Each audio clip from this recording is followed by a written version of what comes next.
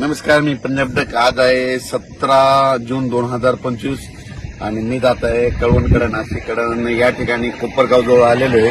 तर पाहू शकता मकाचं पीक उगून आलेलं आहे आणि काही काही ठिकाणी इतका पाऊस झाला की त्या ठिकाणी म्हणजे वापसा देखील नाही. तर अशी परिस्थिती झालेली आहे आणि काही भागामध्ये पाऊस कमी पडलेला आहे. तर राज्यातल्या सर्व शेतकऱ्यांना सांगितलं होतं की राज्यामध्ये आता 20 तारखेच्या नंतर पावसाचा जोर ओसरणार आहे, म्हणून हा अंदाज लक्षात येतं. म्हणजे राज्यातला पावसाचा जोर ओसरायला आता सुरुवात होणार आहे.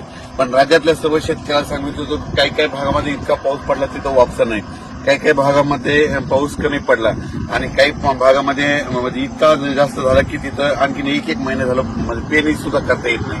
पण राज्यात मात्र सर्व शेतकऱ्यांना सांगितलं ज्यांची पेरणी झाली त्यांच्या झाल्या, ज्यांच्या राहिलं तर त्यांना जूनच्या शेवटच्या आठवड्यात एक चांगला पाऊस येणार आहे, म्हणून हा लक्षात येतं. म्हणजे 27 जूनच्या नंतर राज्यामध्ये जूनच्या शेवटच्या आठवड्यात नंतर एक मोठा पाऊस येईल. मग त्याच्यात मात्र राज्याच्या सर्व शेतकऱ्यांच्या राहिलेल्या सगळ्या ते नाहीत, म्हणून हा अंदाज लक्षात येतं. आता जे पाऊस पडला ज्यांच्या झालं त्यांचं झालं, ज्यांचे कापूस लागवड झालं.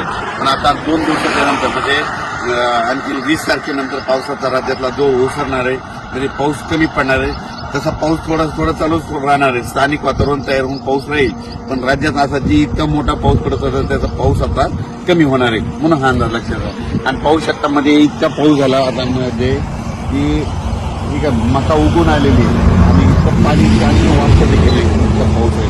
म्हणून राज्यातल्या सर्व शेतकऱ्याला सांगू शकतो आता 2 दिवसानंतर म्हणजे 20 पासून राज्यातला पावसाचा जोर ओसरायला सुरुवात होणार आहे. जास्त खूप काही म्हणजे आता राज्यात जास्त पडणार नाही, सरी मात्र येत राहतील. म्हणजे आणखी 2-4 दिवस मध्ये एकदम बंद होणार नाही, पण सरी चालत राहील. भाग बदलत पडणार आहे आता, म्हणजे सर्वदूर पडणार नाही, भाग बदलत तरच पाऊस राहणार आहे, म्हणून हा अंदाज लक्षात येतं. राज्यातल्या सर्व शेतकऱ्यांना सांगू इच्छितो याच्यानंतर मग पाऊस असा चांगला मोठा कधी येईल.